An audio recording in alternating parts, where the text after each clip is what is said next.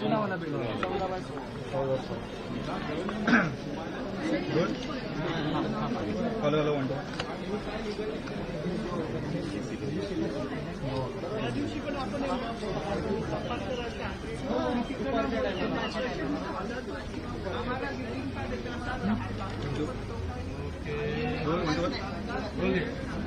चुनावाल ही building marine लाईन्सच्या परिसरात काही वेळापूर्वी खरं तर ही दुमजली इमारत होती ही कोसळलेली आहे.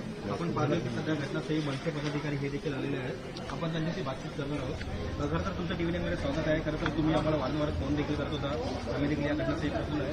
सध्याची स्थिती काय? आता तुम्ही या लोकांनी स्थानिकांनी बऱ्याच वेळा स्थानिक तो लँडलॉर्ड आहे, तो डेव्हलपमेंटचं काम करतो. त्यांना वारंवार लेटर दिलेली, त्यांना कळवलेलं, फोन केलेलं आहे, बीएमसीला कळवलेलं, पोलिसांना कळवून देखील त्यांनी काय यांच्या विरुद्ध ॲक्शन घेतली नाही. उलट टेनंट लोकांना ते राहणारे स्थानिक त्यांनाच हे लोक सांगत होते की तुम्ही गप्पसा आम्ही बघतो, तुम्ही गप्पसा, एवढंच फक्त त्यांना सांगण्यात आलेलं. त्याच्यामुळे असा हा प्रकार घडतो.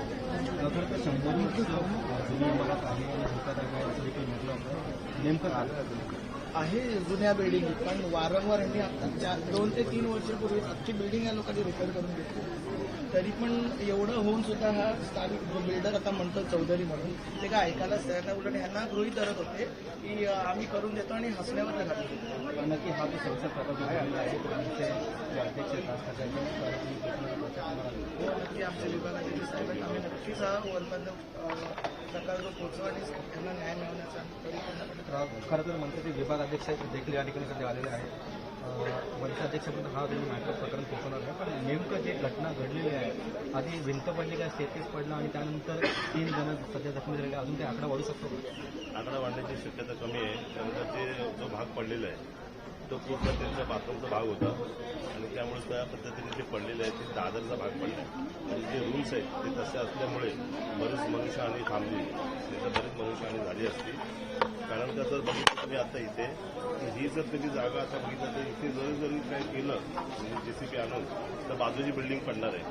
फक्त हा एवढ्या मर्यादित न राहता पूर्ण गिरगावमध्ये जर तुम्ही बघितलं तर अशी परिस्थिती अजून उद्भवणार आहे. जर सरकारने याच्याबद्दल दखल नाही घेतली तर बऱ्यापैकी मनुष्यहानी होऊ शकते. आता पावसाची परिस्थिती किंवा छोटे छोटे जे लँडलॉर्ड आहेत ते लँडलॉर्ड काय करतात की आपली बिल्डिंग पूर्ण उभी करण्याचा प्रयत्न करतात आणि तिथल्या टेनंट लोकांना फ्रांचाइजमध्ये पाठवतात. फ्रांचाइजमधली हालत एकदम बेकार परिस्थिती आहे तिथे. परंतु हा जो इथे जो काम करतोय जो लँडलॉर्ड आहे चौधरी, त्याने परत तेलगल्लीमध्ये तशीच परिस्थिती केली आहे. तिथल्या टेनंट लोकांना गेली 10 वर्ष रखडवतोय.